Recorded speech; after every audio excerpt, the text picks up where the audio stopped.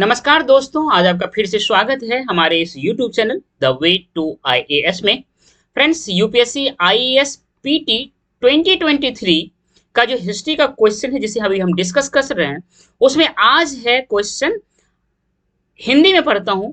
आत्मा केवल जंतु और पादप जीवन की संपदा नहीं है, बल्कि शिलाओं, प्रवाहित जलधाराओं और अन्य अनेक प्राकृतिक वस्तुओं की भी है, जिन्हें अन्य धार्मिक संप्रदाय जीवित नहीं मानते। उपर्युक्त कथन प्राचीन भारत के निम्नलिखित में से किस एक धार्मिक संप्रदाय के एक मूलभूत विश्वास, ये बहुत ही इंपॉर्टेंट पॉइंट है, एक मूलभूत विश्वास को प्रतिबिंबित करता है? बौद्ध धर्म, बौद्ध परंपरा, जैन परंपरा, शैव परंपरा या वैष्णव परंपरा। इसको इंग्लिश में पढ़ते हैं। souls are not only the property of animal and plant life, but also of rocks, running water, and many other natural objects, not looked on as living by other religious sect. The above statement reflects one of the core belief of which one of the following religious sects of ancient India, option number A Buddhism, B Jainism, C Shaivism and D Vaishnavism. Friends, ये बहुत ही important question है। इससे Indian philosophy कितना rich है, Indian जो religion है कितना rich है, उसका इस क्वेश्चन से आपको प्रदर्शन होता है, उससे आपको एक एग्जाम्पल मिलता है। फ्रेंड्स, इसको अगर हम देखें आगे तो Jainism and Buddhism is fundamentally atheistic. Fundamentally ये दोनों जो धर्म है वह नास्तिक है। नास्तिक और आस्तिक क्या होता है? जो आस्तिक होता है वह गॉड और जो वेद है इन दोनों में विश्वास करता है, इन दोनों की सत्ता को मानते हैं। जो एथेइस्ट है वो गॉड और जो वैदिक सत्ता है उसमें बिलीव नहीं करता है। इसका मतलब ये नास्तिक होने के लिए गॉड को सुप्रीम नहीं माना जा सकता है, और जो वैदिक है, वैदिक परंपरा है, उसमें बिलीव नहीं करते हैं। लेकिन जैन और बौद्ध में एक बेसिक अंतर है, वह यह है जो इस लाइन से क्लियर होता है, not denying the existence of God. Jainism भी गॉड के एग्जिस्टेंस को जो है कहता है कि जो गॉड है वह सुप्रीम तो नहीं है, लेकिन उसका जो एग्जिस्टेंस है उसको डिनाई नहीं करता है जैन। जो बौद्ध धर्म है मानने वाले, बुद्धिज्म फिलॉसफी है, वो गॉड के एग्जिस्टेंस को एक सिरे से नकार देता है। लेकिन जो जैनिज्म है वह गॉड के एग्जिस्टेंस को नहीं नकारता है। इस बात को ध्यान रखिएगा, कई बार ऐसा क्वेश्चन आ चुका है और आने की संभावना है कि गॉड का एग्जिस्टेंस जैनिज्म में डिनाई नहीं किया गया है, बौद्ध धर्म में डिनाई किया गया है। लेकिन जैनिज्म में क्या किया गया है गॉड के एग्जिस्टेंस को लेकर के, वो देखते हैं। It refuses them any important part in the universal scheme। जो यूनिवर्सल स्कीम चल रहा है इसमें गॉड का कोई इंपॉर्टेंट योगदान है या पार्ट है, इसको बिल्कुल जैनिज्म रिफ्यूज करता है। गॉड है लेकिन गॉड का इस पूरे यूनिवर्सल स्कीम को चलाने में कोई योगदान नहीं है, यह जैनिज्म मांगता है। इवन इन्होंने ये कहा है कि जो हमारे तीर्थंकर है उनसे नीचे दर्जे में इसको रखा गया है गॉड को।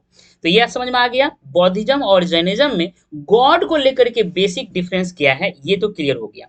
अब कहता है the world is not created, maintain और डिस्ट्रॉयड। ये वर्ल्ड जो है इसका जो क्रिएशन है, इसका जो मेंटेनेंस है और इसका डिस्ट्रॉयड किया जाता है। जैसे हम लोग बोलते हैं ना, ब्रह्मा विष्णु महेश, ब्रह्मा जो है क्रिएट किए हैं, विष्णु जी जो है इसको मेंटेन कर रहे हैं, और जो शिवा, भगवान शिवा हैं, वो इसको डिस्ट्रॉयर है। ऐसा जो है जैनिज्म नहीं मानता है।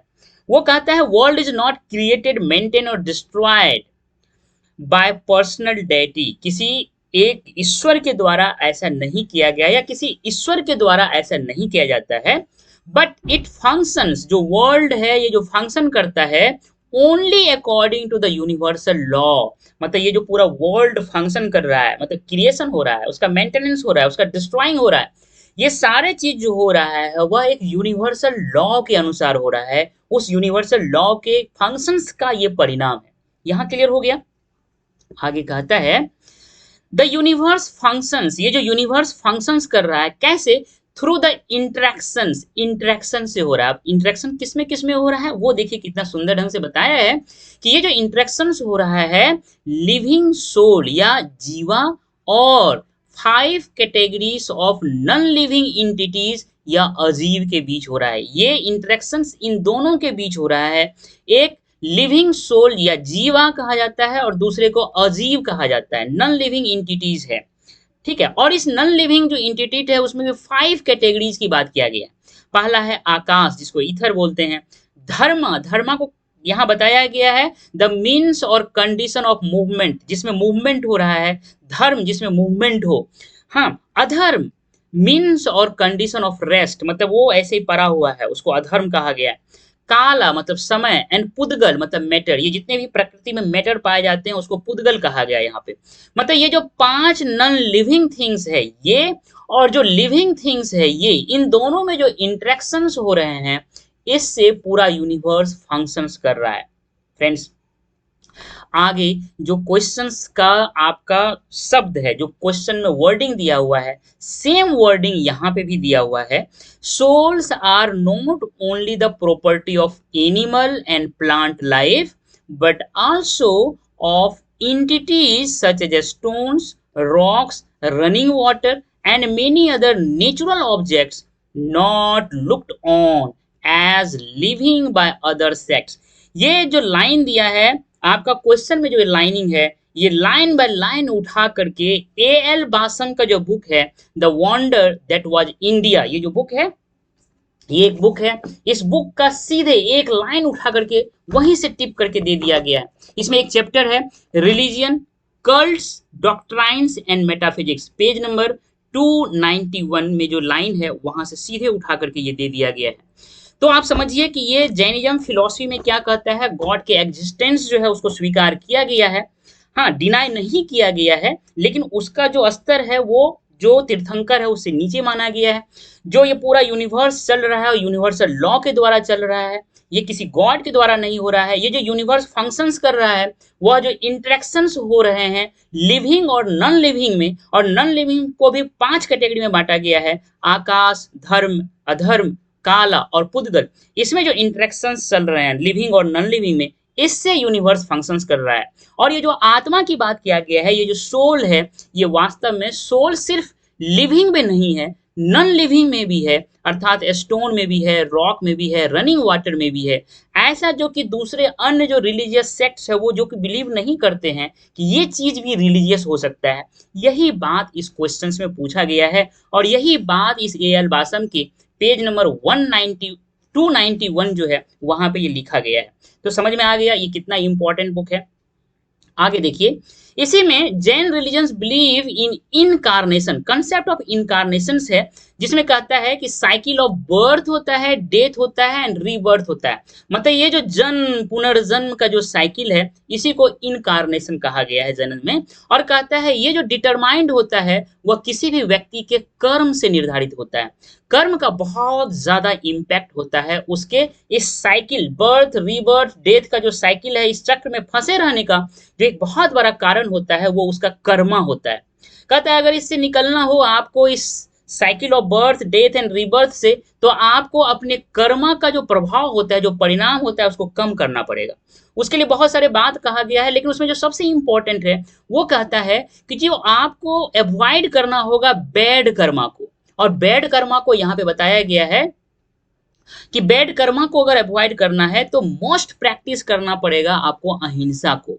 अहिंसा क्या है? Strict code of non violence. इस नॉन वायलेंस को स्ट्रिक्टली अपने जीवन में अपनाना होगा।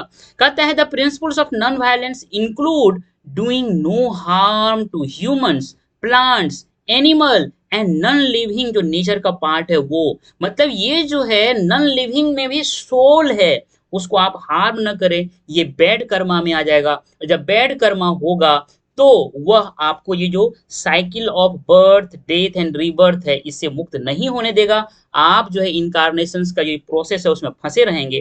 तो ये जो चीज है यह जैनिज्म में बहुत ही बारीकी से, बहुत ही माइन्यूटली, और ये जैनिज्म का फंडामेंटल बेसिक जो है प्रिंसिपल्स है, ये जिससे कि यह दूसरे अन्य जो सेक्ट्स है, रिलीजियस सेक्ट्स है, उससे अलग होता है। कहता है the belief that presence of soul in various natural objects is a unique aspect of Jainism's world view. Jainism का जो विश्व को लेकर के व्यू है, यह जो है ये बहुत ही यूनिक व्यू है कि जो नेचुरल ऑब्जेक्ट्स है उसमें भी सोल है। And this distinguishes Jainism from other major Indian religion just like the Buddhism, Vaishnavism and Shaivism. ये बात क्लियर हो गया दोस्त। मैं आपको सिर्फ ये बता रहा हूं कि नन वायलेंस को अपनाना है, क्योंकि बैड कर्मा को कम करना है। बैड कर्मा को कम करेंगे तो साइकिल ऑफ जो बर्थ डेथ एंड रीबर्थ है इससे मुक्ति होगा। और ये जो है जो नन वायलेंस करेंगे तो जो नन लिविंग थिंग्स है उन पे भी हम कोई वायलेंस ना करें। मतलब नदी का जो पानी है उसको भी शुद्ध रखने का कोशिश करें। जो प्रकृति के अन्य जितनी भी चीज हैं, आप समझ रहे हैं आज हम इन्वायरमेंट पे इतना जोर दे रहे हैं। यूनिवर्सिटी के यूपीएससी के सिलेबस में जो इन्वायरमेंट चैप्टर है उस पर बहुत ज्यादा फोकस किया जा रहा है। क्वेश्चंस बहुत ज्यादा इस बार आए हैं। 2023 का जो पीटी का क्वेश्चंस है उसमें जो इन्वायरमेंट है उससे बहुत क्वेश्चन आया है। और हमारा जो जैन धर्म है वो इन्वायरमेंट के जितने भी नॉन लिविंग पार्ट है उनको लेकर के कितना बड़ी बात कर रहा है कि उसमें भी सोल है, उसको भी प्रोटेक्ट करना है। वो अगर आप उसको हार्म करते हैं तो वो आपके बैड कर्मा में आता है। जब बैड कर्मा आएगा तो जो जो साइकिल है बर्थ डेथ एंड रीबर्थ का, इससे मुक्ति पाना मुश्किल है। ये बहुत ही इंपॉर्टेंट, मतलब पूरे विश्व को एक जो दृष्टिकोण दिखाया गया है जैन धर्म के द्वारा, ये बिल्कुल अलौकिक है, यूनिक है। फ्रेंड्स, मुझे उम्मीद है कि ये वीडियो आपको बहुत ही अच्छा लगा होगा। इसीलिए हमारा आपसे हम्बल रिक्वेस्ट है कि हमारे इस वीडियो को लाइक करें, शेयर करें, अपना वैल्यूबल कमेंट दें, और मिलते हैं नेक्स्ट वीडियो में। Thank you dear.